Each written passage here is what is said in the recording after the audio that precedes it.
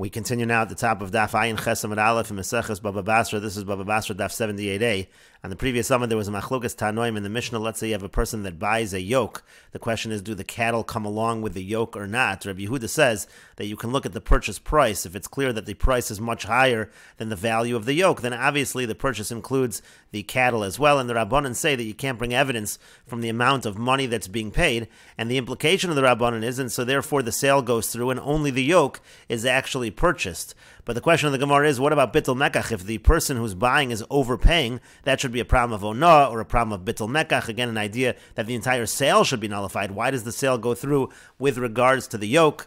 And the Gemara continues, V'chi teim, if you're going to say bittul mekach l'Rabbanan leslu, that the Rabbanan don't hold of the concept of bittul mekach, there's a discussion in the Rishonim. What exactly does the Gemara mean that they don't hold of the concept of bittul mekach? Obviously, there's a concept of onah in the Torah, but regardless, maybe you'll say that they apply the halacha of onah in some more limited fashion, and they don't have this idea of bittul mekach at all. Maybe that's the explanation of the Rabbanan, and that's why the sale goes through. But that's not true. V'lo, they don't hold of the concept of bittul mekach. V'tanan, but we learned in the Mishnah. Rabbi Yehuda Omer, Rabbi Yehuda says, there's a Mishnah in Babba Basra. Rabbi Yehuda says, Hamocher sefer Torah, behemo margalis. If a person sells a sefer Torah, a behemo or margalis is a pearl. Ein lohen onah. There is no onah on these items. The Gemara over there explains why these items are different, and there's no idea of overcharging for these items. Amru lo, they said back to him, the Rabbanan responds to Rabbi Yehuda, lo amru elas elu. When we say there's no onah for certain items, it's only these particular items that we discussed earlier. That's referring to karka and avodim and shtaros. But the point is, you see that in general, the Rabbanan do hold of the concept of onah. They hold of the concept of bittul mekach. So again, we're back to our question: if the buyer is overpaying over here for the tzemed, why does the sale go through? And the Gemara answers, "My ein damim raya nami dekatani." Well, what do the Rabbanan actually mean when they say the amount of money that you're paying cannot serve as evidence to have a bittul mekach? That's actually exactly what the Rabbanan mean. The Rabbanan mean clearly the buyer is overpaying, and there would be bittul mekach over here. They don't mean to say that the sale goes through for the yoke. They mean to say that the sale is nullified. And the Gemara continues, "V'ba yaseim." If you want, I could say another answer. Ki amar Rabbanan ono bittul mekach. When do the Rabbanan say there's a concept of onah and a concept of bittul mekach? That's in a situation where you could reasonably assume that somebody would actually make a mistake in terms of what they are paying or what they're selling for.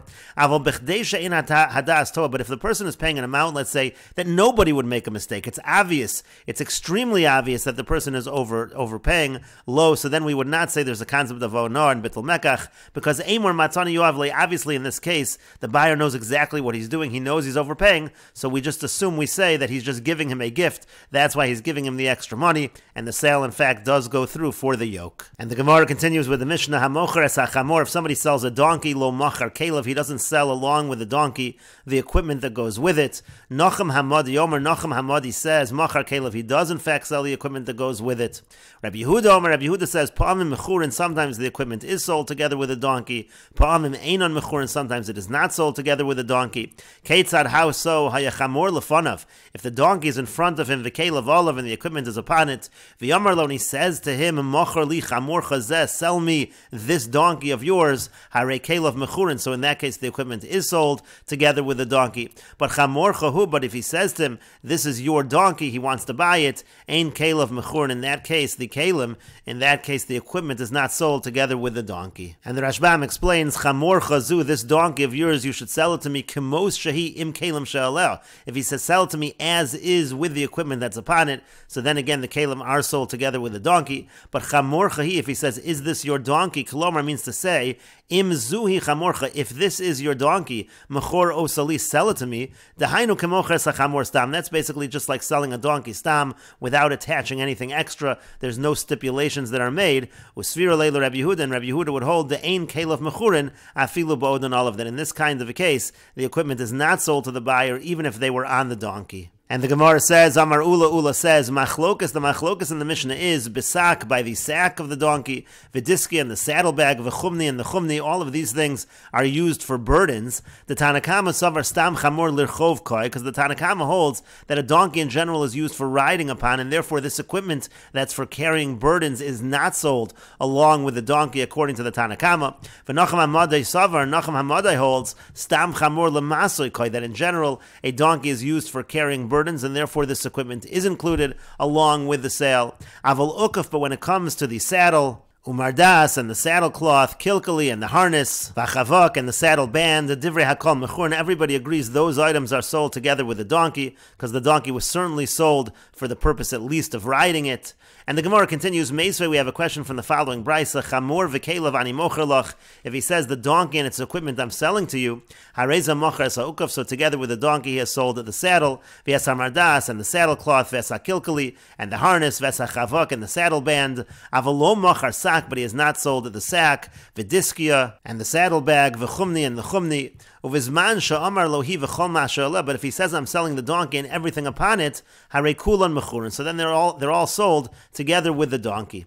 And the Gemara says, "Taima damarle chamor v'kelov hu dekani uchaf umardas." It's only because he says when he sold the donkey, he said the donkey and its equipment. That's why the saddle and the saddle cloth are included. That's what the implication of the brisa is. Halo amar lehachilo. It sounds like if he didn't say that, if he would not have said chamor v'kelov, so then these items wouldn't be included either. And the Gemara says, "Hu adin da'afagav delo amar lechamor v'kelev." It's not true. Even in a situation where he did not say to him chamor v'kelev nami ukuf umardas mechurin, also in that situation we would say the saddle and the saddle cloth are sold together with the donkey. V'hakamash malon. And the point of the brisa is to teach us da'afagav da'amar lechamor v'kelev, that even though he said the chamor and its equipment, sak v'diskio v'chumni lo kani, still the sack and the saddlebag and the chumni lo kani, they are not included in the acquisition. And the Gemara continues, my kumni, what is the kumni that is mentioned along with the sack and the saddlebag that are used for carrying burdens? Amar Bava Basra Daf, Bava Basra Daf says, merkavta denoshi, that refers to the saddle for the women. And the Gemara continues, they had the following question, Ba'odan olav machlokas, is the machlokas in the Mishnah only in a situation where these items for carrying burdens are on the donkey? Aval b'she'enan olav, but let's say the items are not on the donkey, moda lahu nacham hamadi, so then nacham hamadi would admit to them that they are not included in the sale. O dilmor, maybe b'she'enan olav machlokas, maybe the machlokas between the Tanakam and nacham hamadi in the Mishnah is talking about when these items are not on the donkey.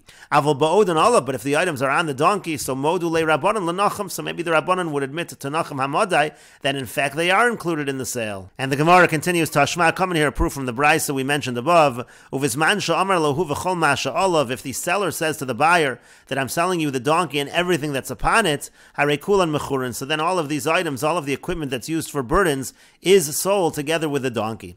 And the Gemara says, Yamr b'shlama ba'odan olav machlokas, if you're going to say correctly that the machlokas in the Mishnah is talking about when the equipment is actually on the donkey, so then Hamani Rabbanan, so then you can say that the author of this brisa is the Rabbanan, meaning the Rabbanan say that in general the equipment that's on the donkey that's used for burdens is not sold together with the donkey. But if you say hu v'chol ma'asha olav, if you say you're selling the donkey and everything upon it, then the Rabbanan would admit that it's included in the sale. And lo yamrid b'she'ein odan olav machlokas, but if you're going to say that the machlokas in the Mishnah is when the equipment is not on the donkey, avol ba'odan olav, but if it is on the donkey, divrei hakol mechurin, then everybody agrees it's sold with the donkey, and you don't need to say anything. You wouldn't even need to say hu v'chol ma'asha olav. So then hamani, so then who's the author of the brisa? The brisa doesn't make sense according to that approach. And the Gemara says, Liolam, really it could be b'she'ein odon olav machlokas, that the machlokas actually is when the equipment is not on the donkey. That's the machlokas in the Mishnah. The Rabbanan, and the Rabbanan are actually the author of this brisa.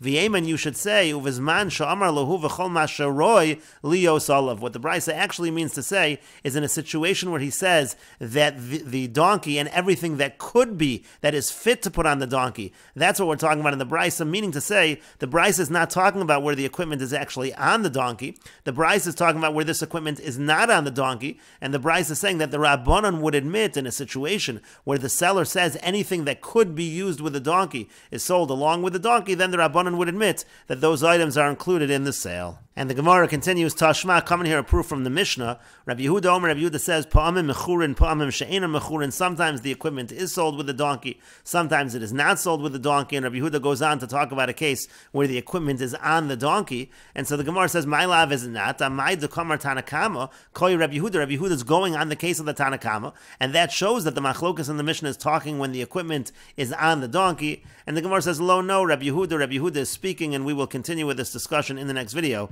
on Daf Ayin Ches Amud Beis.